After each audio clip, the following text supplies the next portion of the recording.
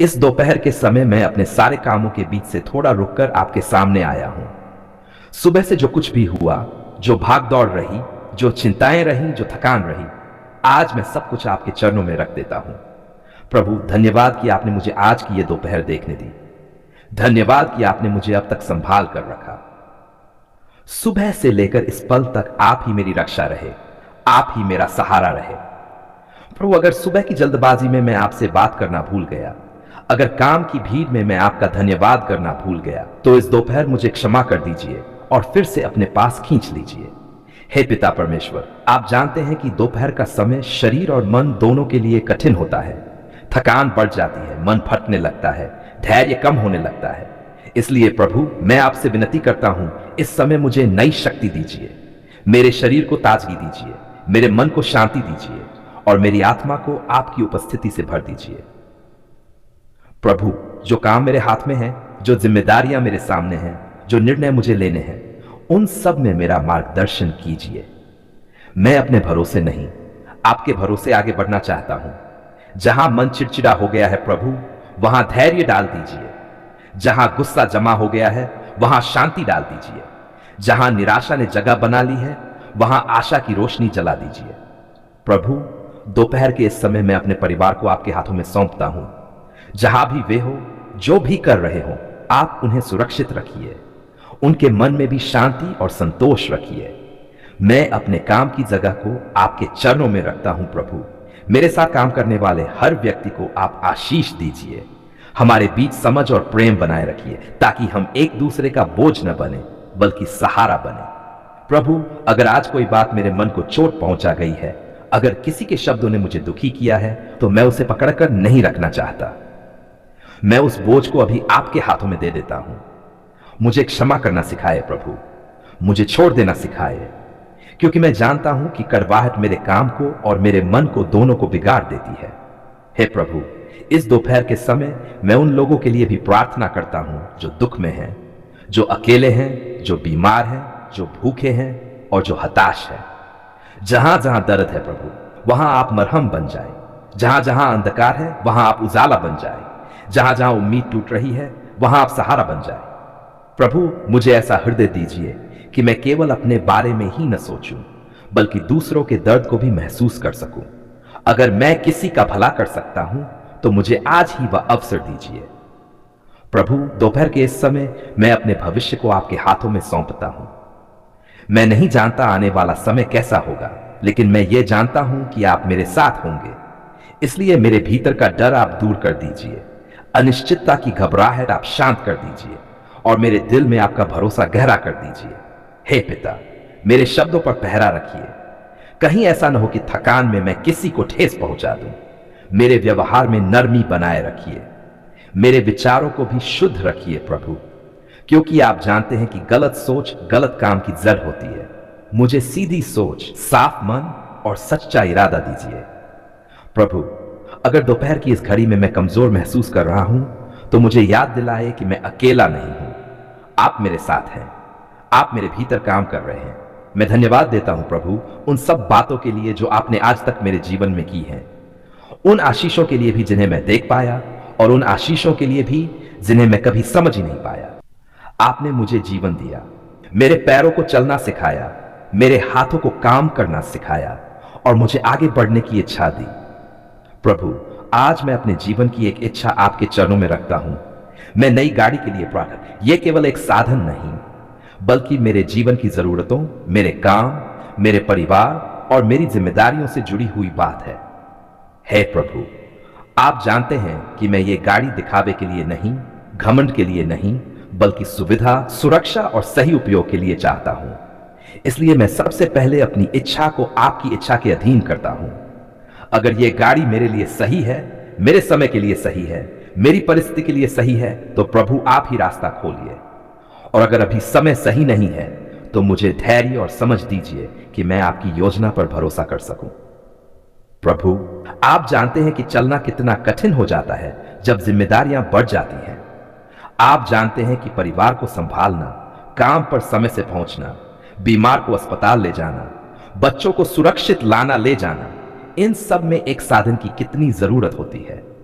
इसलिए प्रभु मैं आपसे विनती करता हूं कि आप मेरी इस आवश्यकता को देखें और अपने समय पर इसे पूरा करें।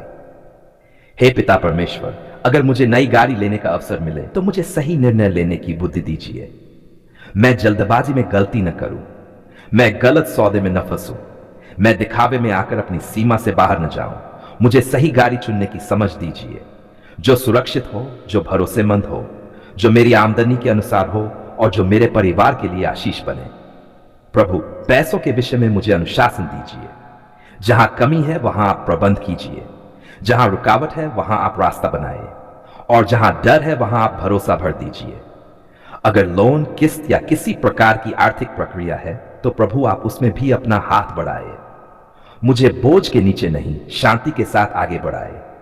हे प्रभु, जब ये गाड़ी आए तो मैं उसे आपकी आशीष के बिना एक कदम भी न चलाऊं। मैं चाहता हूं कि वह गाड़ी केवल लोहे का ढांचा न हो, बल्कि आपकी सुरक्षा का घेरा हो। जब मैं उसे चलाऊं तो मेरे साथ आपकी शांति चले। मेरी आंखों को सतर्क रखिए, मेरे मन को शांत रखिए, मेरे हाथों को संयम में रखिए। हर यात्रा में मुझे और मेरे साथ बैठने वालों को आप सुरक्षित रखिए। हर दुर्घटना से, हर बुरी नजर से, हर अनहोनी से हमारी रक्षा कीजिए। जब मैं घर से निकलूं तो कुशल जाऊं, और जब लौटूं तो कुशल लौटूं। मेरी गाड़ी आपके नाम की गवाही बने कि आप रक्षा करने वाले परमेश्वर हैं। हे प्रभु, मुझे ऐसा हृदय दीजिए कि नई गाड़ी मिलने पर मैं घमंडी न बनूं, मैं दूसरों को छोटा न समझूं, मैं ये न भूलूं कि यह सब आपकी कृपा से मिला है। अगर मेरे आसपास कोई ऐसा है जिसके पास साधन नहीं, जो कठिनाई में है, तो मुझे इतना उदार बनाए कि मैं मदद करने से पीछे न हटूं। प्रभु, इस गाड़ी का उपयोग गलत जगहों पर न होने पाए, मेरे कदम गलत रास्तों पर न जाएं, मेरी मंजिलें सही हो और मेरी नीयत साफ हो। मैं चाहता हूं प्रभु कि यह गाड़ी मेरे जीवन में परेशानी नहीं, शांति लेकर आए, कर्ज का बोझ नहीं, संतुलन लेकर आए, अहंकार नहीं, कृतज्ञता लेकर आए। हे पिता, अगर अभी मैं प्रतीक्षा में हूं तो मुझे टूटने मत दीजिए। अगर बार बार रुकावट आ रही है तो मुझे निराश मत होने दीजिए। मुझे यह याद दिलाते रहिए कि आप सही समय पर सब कुछ सुंदर बनाते हैं। प्रभु, आज मैं इस प्रार्थना के साथ आपको पहले से धन्यवाद देता हूं। आज मैं आपके सामने किसी मांग के साथ नहीं आया हूं, आज मैं किसी जरूरत की सूची लेकर नहीं आया हूं, आज मैं केवल एक भरे हुए दिल के साथ आया हूं, और मेरे होंठों पर बस एक ही शब्द है, धन्यवाद। धन्यवाद प्रभु, क्योंकि आपने हमारी पुकार सुन ली है। प्रभु, जब हमने पुकारा था तो हमारे शब्द पूरे भी नहीं थे, आंखें भरी हुई थी, दिल भारी था और मन थका हुआ था। आवाज सुनी, आपने केवल आवाज नहीं सुनी, एवलस आपने हमारे दर्द को सुना, हमारी चुप्पी को सुना, हमारी टूटन को सुना। धन्यवाद प्रभु, क्योंकि जब हमें लगा कि शायद अब देर हो गई है, तब आपने हमें याद दिलाया कि आपके यहां कभी देर नहीं होती। प्रभु, हम मानते हैं कि कई बार हमने अधीर होकर आप पर सवाल उठाए, कई बार हमने कहा अब तक क्यों नहीं, और कितना इंतजार, हम कब तक सहें। फिर भी आपने हमें नहीं छोड़ा, आप नाराज नहीं हुए, आप दूर नहीं गए। आपने हमारी पुकार को हमारी कमजोरी समझा और हमें थामे रखा। धन्यवाद प्रभु कि आपने हमारी हर सुबह देखी। धन्यवाद कि आपने हमारी हर रात जानी। आपने देखा जब हम मुस्कुराए और आपने देखा जब हम अकेले में रोए।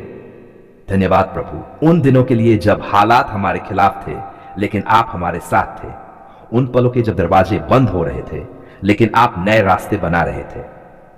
प्रभु, अगर आज हम खड़े हैं तो ये हमारी ताकत नहीं, आपकी कृपा है।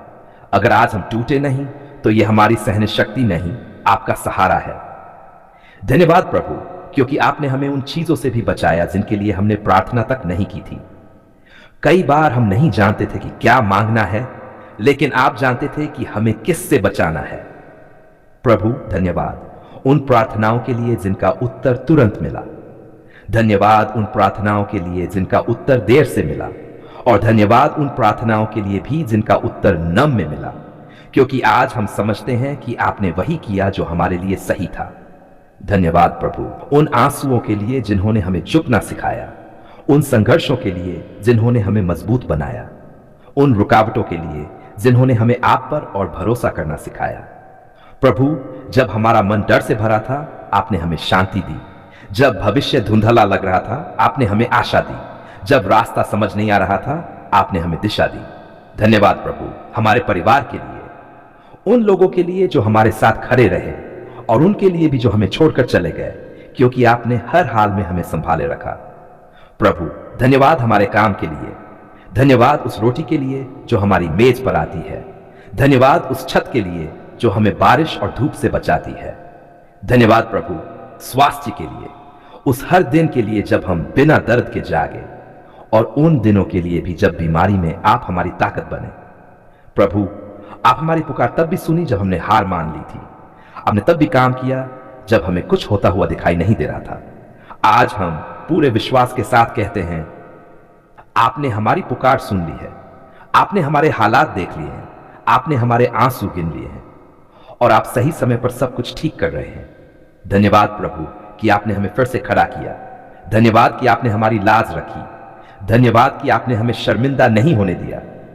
प्रभु आज हम ये वादा करते हैं कि आपकी भलाई को कभी नहीं भूलेंगे, हम आपकी गवाही देंगे, हम बताएंगे कि आप सुनने वाले परमेश्वर हैं।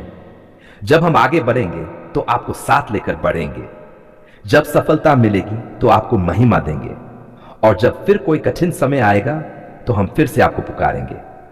धन्यवाद प्रभु उन दरवाजों के लिए जो आपने हमारे लिए खोले, और उन दरवाजों के लिए भी जो आपने बंद किए क्योंकि आपने हमें गलत रास्तों से बचाया। प्रभु आज हमारा हृदय धन्यवाद से भर गया है, हमारी आत्मा आपकी भलाई को याद कर रही है, और हमारे होंठ आपकी स्तुति कर रहे हैं। हम जानते हैं प्रभु कि आगे भी जीवन में चुनौतियां आएंगी, लेकिन अब हमें डर नहीं है क्योंकि हमने देख लिया है कि आप सुनते हैं। इसलिए आज हम फिर से कहते हैं, धन्यवाद प्रभु आपने हमारी पुकार सुन ली है, धन्यवाद प्रभु आप अभी भी काम कर रहे हैं, धन्यवाद प्रभु आप हमें कभी नहीं छोड़ते, आज भी, कल भी और सदा सर्वदा।